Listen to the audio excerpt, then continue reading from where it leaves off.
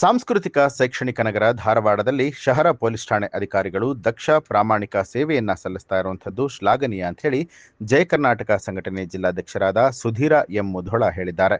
ಶಹರ ಪೊಲೀಸ್ ಠಾಣೆಯಲ್ಲಿ ನೂತನವಾಗಿ ಅಧಿಕಾರ ಸ್ವೀಕರಿಸಿದ ಇನ್ಸ್ಪೆಕ್ಟರ್ ಗುರುನಾಥ ಚೌಹಾಣ್ ಅವರಿಗೆ ಸನ್ಮಾನಿಸಿ ಮಾತನಾಡಿದಂತಹ ಅವರು, ಈಗ ಅಧಿಕಾರ ಸ್ವೀಕರಿಸುವಂತಹ ಚೌಹಾಣ್ ಅವರು ಒಳ್ಳೆಯ ದಕ್ಷ ಆಡಳಿತಕ್ಕೆ ಹೆಸರನ್ನ ಮಾಡಿದ್ದು, ಧಾರವಾಡದಲ್ಲೂ ಕೂಡ ತಮ್ಮ ಕರ್ತವ್ಯ ನಿಷ್ಠೆಯಿಂದ ಶಾಂತಿ ಸುವ್ಯವಸ್ಥೆ ಕಾಪಾಡುವ ಮೂಲಕ ಉತ್ತಮ ಕಾರ್ಯವನ್ನ ನಿರ್ವಹಿಸ್ತಾ ಇದ್ದಾರೆ ಅನ್ನುವಂಥ ಅಭಿಪ್ರಾಯಪಟ್ಟರು.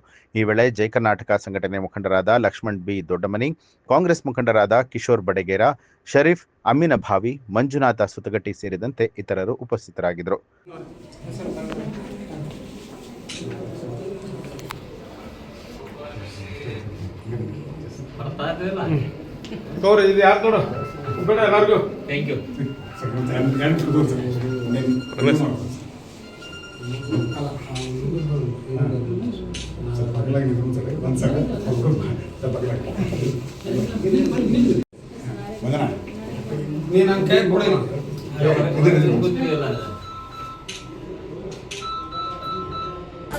ನ್ಯೂಸ್ ಅಲರ್ಟ್ ನಿಮ್ಮಿಂದ ನಿಮಗಾಗಿ.